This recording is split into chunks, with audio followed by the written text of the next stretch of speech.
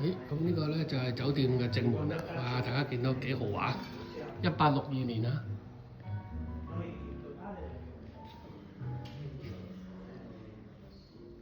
點解呢個酒店會咁出名咧？個大堂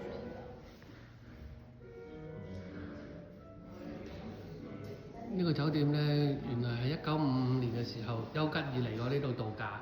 丘吉爾好中意呢個地方。當年喺呢個酒店嘅出邊咧，就係一個海灘嚟嘅。丘吉爾就喺嗰度畫下畫啊，休息一下咁樣。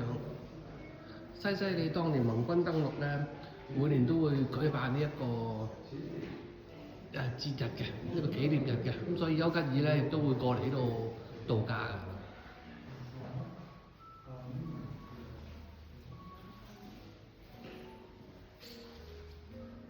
酒店非常之靚。